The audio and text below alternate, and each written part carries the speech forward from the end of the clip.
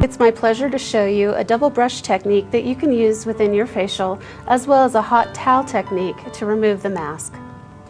Alright, now I'm going to show you the double brush technique.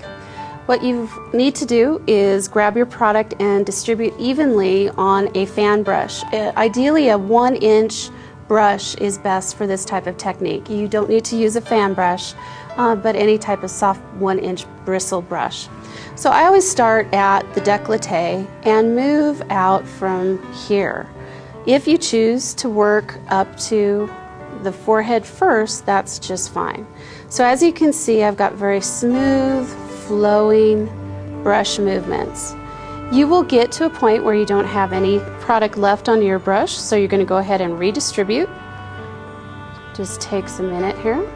Come back to the area that you lifted up and then reapply. Now don't worry if you can see the skin through this particular one pass. You're going to be coming back and reapplying a second layer.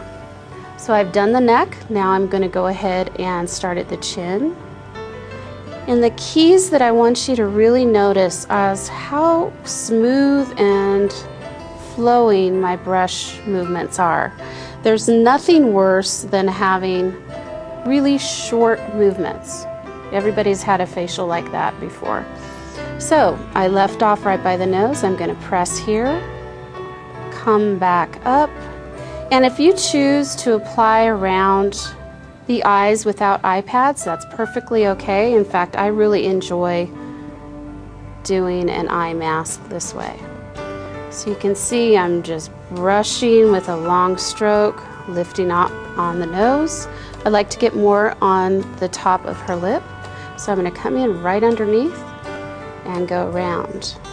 Now I really like to do mask on the lips as well. I want to treat those lips.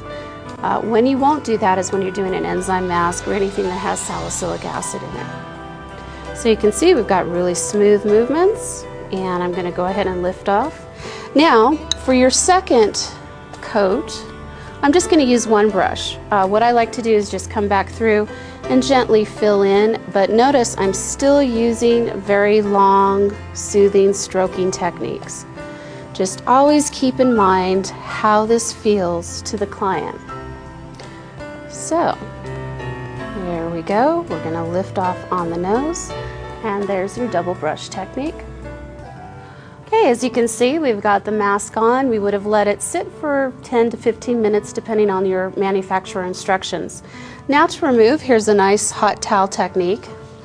What you're going to do is remove your hot towel and create kind of an inverted triangle, if you will. I always start at the neck, and ideally with the neck, I'm going to go ahead and just place and press. So I'll leave that on. I like to leave my hot towels on for a couple of minutes because it feels amazing. All of you have had clients, the minute you put that hot towel on, just go, oh, I love it. So on the face, I'm going to go ahead and come up. Now I'm really creating a very secure feeling on the client's face. As we all know, pressure really relaxes. So I've got both of the tails of the inverted triangle covering the nose. I'm going to leave the nose and the mouth open, obviously, for breathing. Don't want to suffocate your client.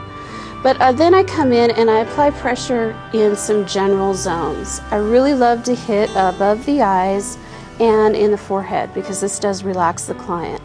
And by the time I get done kind of pressing to relax, the towel has begun to cool down. As soon as the towel cools, you can go ahead and remove. Now, for those that have rosacea or issues with circulation, you want to be careful with a really hot towel. Cool towels work just as well. I love to do this technique after a removal of a mask during a chemical peel as well. So our towel is cooled down. Basically, I'm going to come back in. I always remove my eye pads and then come back in, grab the ends, and I start from the top down. Now don't worry if you're not getting everything the first time because we're going to come back over either with a sponge or another hot towel. I usually have 3 or 4 for each facial. I can also flip this over and come back and just use one. Just going to get everything off. Again, flowing movements, long strokes.